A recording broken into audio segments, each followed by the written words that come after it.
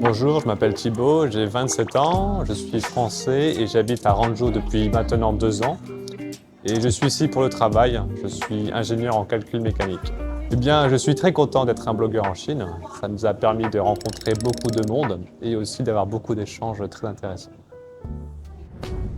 Quand je suis arrivé ici, j'ai été agréablement surpris. Je trouve que c'est très beau, très propre et très moderne.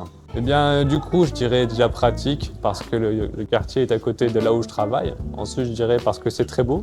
Là où on est, il y a beaucoup de verdure. Puis enfin, je dirais parce que c'est unique.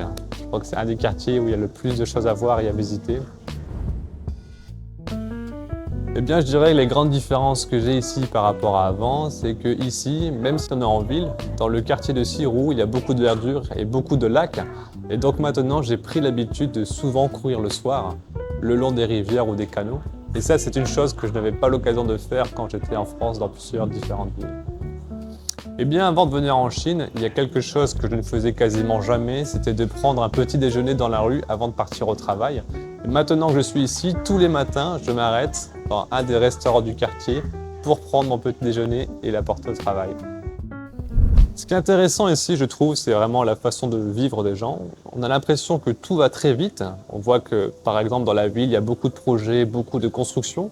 Et en même temps, au quotidien, j'ai l'impression que les gens sont très calmes. Par exemple, le matin, quand je pars au travail, je vois les personnes âgées, par exemple, qui vont faire du sport, ou même le soir, qui font des étirements.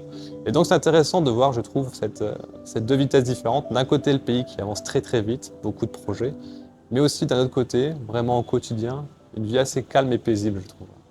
Du coup, je dirais qu'après avoir habité plusieurs mois et années dans ce district, eh bien oui, effectivement, ça a changé ma façon de voir parce que, effectivement, je trouve que la vie ici est très calme.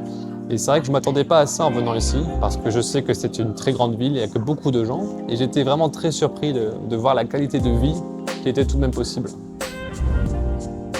Je dirais que parmi tous les lieux que j'ai pu visiter, celui que j'ai préféré, c'est peut-être celui où on a pu voir le banquet.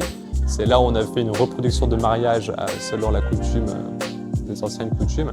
J'ai trouvé ça très impressionnant de voir à l'époque tout ce qu'ils pouvaient faire, les costumes qu'ils portaient. Parce que déjà c'était très élégant et je trouve que c'était même très développé pour peut-être l'époque ou même les techniques qu'ils avaient. Donc j'ai été très impressionné quand j'ai pu utiliser et essayer les costumes de la dynastie Song. Parce que je trouve que pour l'époque, ce sont des choses qui étaient extrêmement raffinées et très recherchées. Et je ne suis même pas sûr que je serais capable de les reproduire moi-même aujourd'hui avec nos compétences actuelles. Je dirais que grâce aux différentes vidéos qu'on a pu faire, on a pu rencontrer beaucoup de gens et on a aussi pu voir beaucoup de musées, beaucoup de bâtiments. J'ai l'impression que la ville fait beaucoup de choses pour promouvoir la culture. Et donc effectivement, je trouve que c'est une grande chance pour découvrir et apprendre beaucoup de nouvelles choses.